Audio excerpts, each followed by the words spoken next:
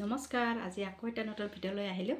আপোনালোকে চাগে গম পাই আছে যে 13 মে'ৰ পৰা আমাৰ হনুমানজীৰ কিছুমান নীতি নিয়ম চলি আছে। তেনেকৈ আপোনালোকে চাগে হয়তো গম পাই আছে, কিন্তু মোৰ ফালৰ পৰা মোৰ ফেমিলি মেম্বাৰ্ছখিনিয়ে বাৰু বাৰে বাৰে সুধি আছে বা আমি আমাৰ এইকেইটা দিনত আমি কিবা কৰিব পাৰি নেকি, মোৰ পৰা এনেকৈ ভিডিঅ' বিচাৰিছে। সেইকাৰণে আপোনালোকে জানেই ইতিমধ্যে মই মঙলবাৰ ৰেমেডিবিলাক মই দিয়ে থাকোঁ গ্ৰুপত, কিন্তু সেই হিচাপত সেইকাৰণে আকৌ ক'বলৈ আহিলোঁ যে যদি আপোনালোকৰ লাইফত বহুত বেছি বাধা হৈ আছে, বহুত কষ্ট খাই আছে, লাইফটো কাম এটা কৰিম বুলি মানে ভাবি আছে কিন্তু কৰিব পৰা নাই, তেতিয়াহ'লে এই 5টা মঙ্গলবাৰ আপোনালোকে পালন কৰিব চেষ্টা কৰক যিমানখিনি পাৰে, যেনেকৈ যাৰ সম্ভৱ হয়। পঞ্চমুখী হনুমানে হওক বা নিজৰ ঘৰত যদি নোৱাৰেও মন্দিৰলৈ যাওক, তেনেকৈ যিখিনি পাৰে সম্ভৱ চালিচা তাতে আছে, যদি পাৰে চালিচা পাঠ কৰক। লগতে চামেনি অইলৰ চাকি, জেচমিন অইল বুলিও কয়, কিছুমানে চামেনি অইল বুলিও কয়, চামেলি অইলৰ চাকি হনুমানজীক অৰ্পণ কৰক। লগতে বুন্দে লাডু লৈ যাওক, ৰঙা ফুল লৈ যাওক, ৰঙা কাপোৰ লৈ যাওক বুন্দে লাডু, লগতে আৰু এনেকুৱা আছে মিঠা পাণ লৈ যাওক। তাৰপিছত ৰঙা ফল যে পায়, এতিয়া বৰ্তমান তৰমুজৰ বতৰ, তৰমুজো লৈ যাব পাৰে, বেদেনা লৈ যাব পাৰে। লগতে যাৰ বহুত বেছি বাধা হৈ আছে, কিছুমান মানুহক চাবচোন বিৰাট বেছি হেল্প কৰে, কিন্তু হেল্প কৰাৰ পিছত সেই মানুহজনে যোনে যাক হেল্প কৰিলে তাক এটা আমি যে থেংক ইউ দিব লাগে, সেই থেংক ইউটো দিয়াৰ বিনিময়ত সেই মানুহজনক আমি হয়তো কিছুমানে বেয়াকৈ কৈ দিয়ে, সেইটো হয়তো তাৰ মংগল গ্ৰহৰ এফেক্ট বুলি ক'ব লাগিব। যদি তেনেকুৱা হৈ আছে আপোনালোকে মচুৰ দালি দান কৰক, তেনেকৈ মচুৰ দালি দান কৰকচোন। লাহে লাহে চাগে আপোনালোকৰ সেইটো মানে অলপমান এফেক্টটো কমি আহিব। মচুৰ দালি যিদিনাখন দান কৰিব সেইদিনাখন কিন্তু ঘৰত মচুৰ দালিটো নাখাব। আৰু লগতে নাৰিকল লৈ যাওক, নাৰিকলত ৰঙা কাপোৰটো মেৰিয়াই তাতে স্বস্তিক চিহ্নটো ধুনীয়াকৈ ড্ৰ কৰক।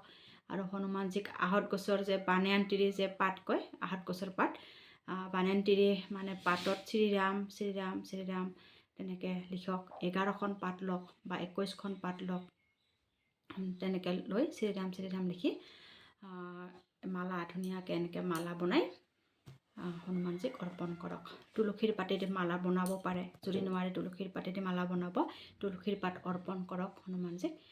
তেনেকৈ চাবচোন এই 5টা মঙ্গলবাৰ আপোনালোকে কৰিব ট্ৰাই কৰক, নিজে ৰিজাল্টবিলাক পাই থাকিব। আৰু বজৰং মেজিক বিগিনছ নাও এইটো যিমান পাৰে মাতিব, আজিৰ পৰা মাতা আৰম্ভ কৰকচোন, লাইফটো নিজে বহুত বেছি ছাকচেছ হৈ থাকিব। আৰু লগতে বজৰং বান আৰু হনুমান চালিচা পায়, তাত বজৰং বান বুলিও আছে, চালিচা বুলিও আছে। আপোনালোকে 11 বাৰ, যদি নোৱাৰে 5 বাৰ যদি নোৱাৰে তাতকৈ আকৌ কমাই দিছোঁ 3 বাৰ, তেনেকৈ হনুমান চালিচাখন পাঠ কৰক।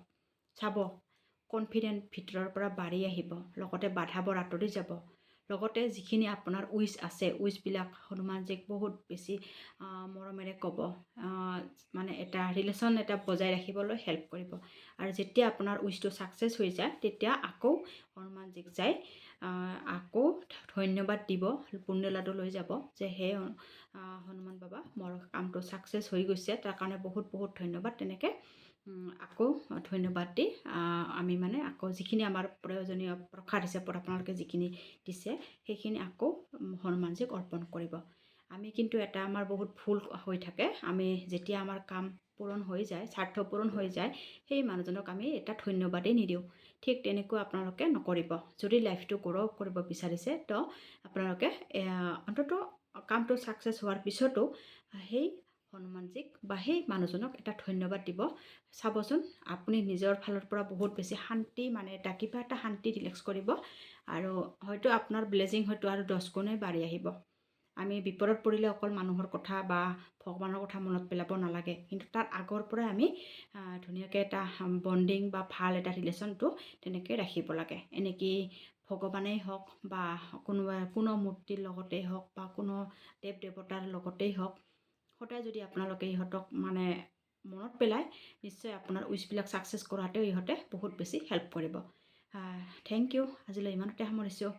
ভিডিঅ'টো চাব আৰু ৰেমেডিখিনি কৰিবলৈ চেষ্টা কৰিব দেই। নমস্কাৰ।